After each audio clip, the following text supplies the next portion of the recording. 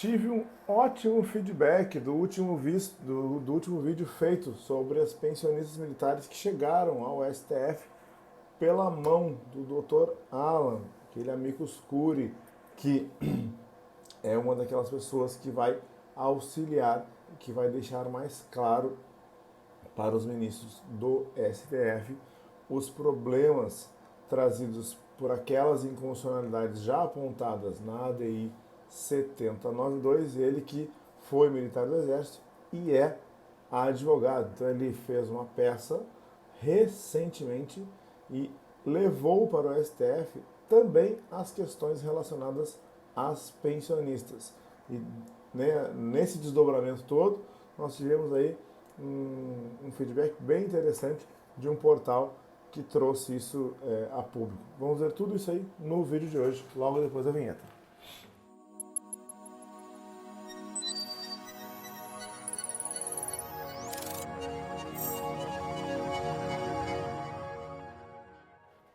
Bem-vindos de volta. Se você for novo por aqui, pausa o vídeo agora, se inscreva no canal, ative as notificações e deixe seu like, compartilhe nosso conteúdo e comente. Quem sabe o seu comentário não vira um Augusto Leitão Responde. Passe nas nossas redes sociais, nós temos o meu Facebook e o meu Instagram, o @Augusto Leitão.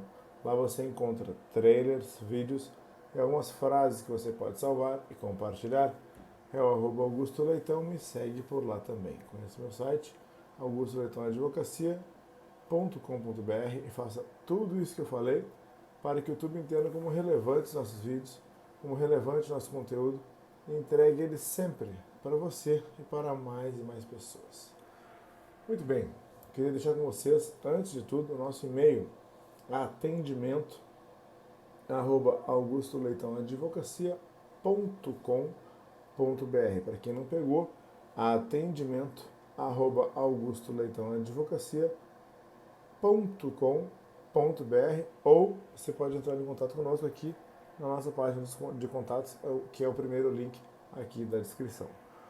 Muito bem, eu disse aos senhores no vídeo anterior, da semana passada, que um dos amicus curiae, que são as pessoas responsáveis por complementar as ADIs, por levar luz a determinados pontos que não estão devidamente esclarecidos.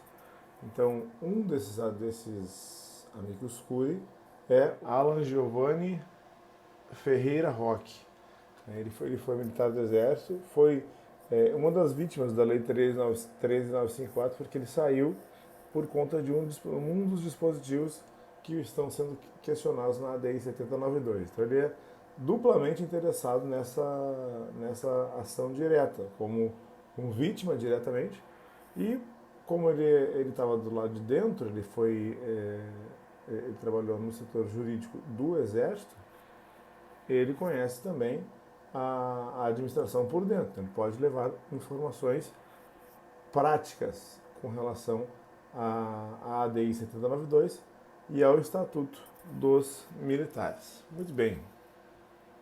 Aí, o que o Dr. Alan levou a conhecimento do STF? Ele já tinha levado a questão de que somente os dispositivos 106, 107, 109 do Estatuto dos Militares, que foram modificados pela Lei 13954 e que criaram aquele abismo entre militares temporários e militares da reserva e militares de carreira, que só reparar esses artigos não seria suficiente se permanecesse de pé aqueles institutos do encostamento, especialmente da desincorporação, por uma série de motivos. Mesmo reparando os artigos do Estatuto, se não reparasse, por exemplo, a Lei de Serviço Militar, teríamos aí ainda militares sendo desligados de forma ilegal, no mínimo, imoral. E aí ele já tinha trazido essas questões, já tinha trazido a questão do artigo 112A do Estatuto dos Militares, que é aquele artigo que chama militares a qualquer tempo, sem prazo para fazer uma inspeção de saúde, e se forem julgados aptos, ou são colocados na ativa, ou vão para a reserva remunerada, ou se eles forem temporários, eles são colocados na rua. Tem militares que depois de 32 anos tiveram aí as suas reformas revisadas e acabaram sendo colocados na rua e depois foram buscar esse direito via mandado de segurança e não tiveram sucesso. Tá? Então, infelizmente, esse caso que eu estou trazendo para vocês aqui, mas foi um dos pontos trazidos também pelo Dr. Alan, e aí depois ele trouxe essas questões voltadas para as pensionistas militares. Ele disse que as pensionistas militares têm uma queixa muito presente, que é o fato de o militar já ter contribuído a vida toda, de já ter ocorrido aquele fato gerador para implementar-se a pensão militar. E que aí nós teríamos por mais muitos anos uma nova cobrança, em vez de cobrar do militar, cobrar agora da pensionista militar. Aí ele questiona e traz argumentos para a inconstitucionalidade desse dispositivo que traz as contribuições para as pensionistas militares e também faz para as pensionistas de ex-combatentes. E depois ele traz uma frase que foi citada na íntegra pelo portal do Montedo essa semana, que diz o seguinte: é ilógico, é contraditório pagar por um benefício que jamais se concederá a ninguém. Lembrando, o site Montedo fez uma matéria bem completa sobre essa petição aqui, até mencionou o vídeo que eu fiz na semana passada, muito obrigado. Vou retribuir dizendo aqui qual é o link da matéria, depois vocês vão lá ler a matéria do site Montedo, o link está aqui na descrição também, tá bom? Muito bem, o Dr. Alan Giovanni também questiona a questão da VPNI líquida, que jamais foi levantada essa questão no STF, aí até o nosso amado legislador trazer isto à baila. O que foi? Sempre houve a VPNI. Toda vez que havia uma redução de proventos ou uma redução de pensão, era implementada uma VPNI do mesmo valor da redução para que aquela pessoa, militar, pensionista, servidor, qualquer um, não tivesse uma perda líquida de valores. E aí, os nossos legisladores, eu vou ver até que depois como é que foi feito isso, se foi o próprio legislador, se já veio assim do Palácio do Planalto, a tal VPNI líquida ou VPNI bruta. O que aconteceu? Eles criaram uma figura que é o seguinte: olha, existe VPNI, ela precisa ser aplicada quando houver perda de valores, mas só quando houver perda bruta de valores. E o que a lei fez? A Lei 13954, a todo momento ela retira e corrói e consome ali parte dos proventos ou parte das pensões militares, aumentando as contribuições, aumentando a contribuição regular, criando a contribuição para os pensionistas, criando a contribuição para as filhas, que é uma contribuição diferente. Então, as contribuições elas corroem os valores líquidos, sem mexer em nada nos valores brutos. E aí acaba que o legislador criou uma VPNI, uma vantagem que deveria ser usada, só que ela é uma vantagem vazia, porque é uma vantagem que está ali criada e que está ali criada só para inglês ver.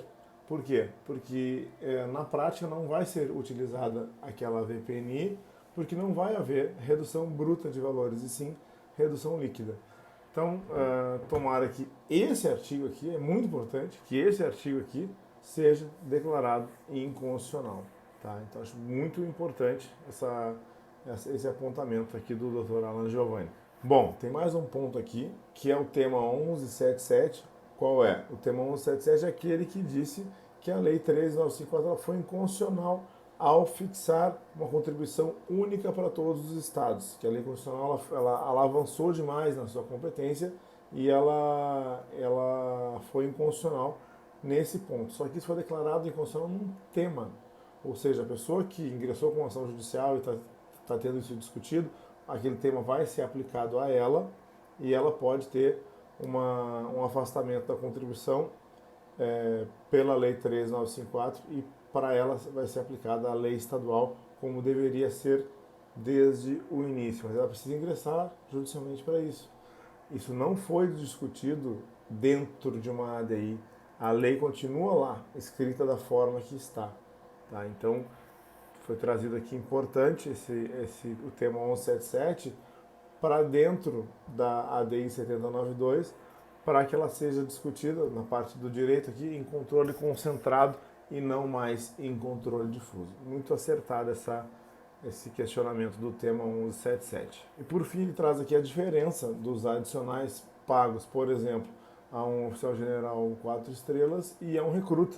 A diferença aí é muito alta, por exemplo, o adicional de habilitação de um recruta é em torno de R$ 180 e o adicional de habilitação de 73% de um oficial general pode chegar aí a R$ 15.000.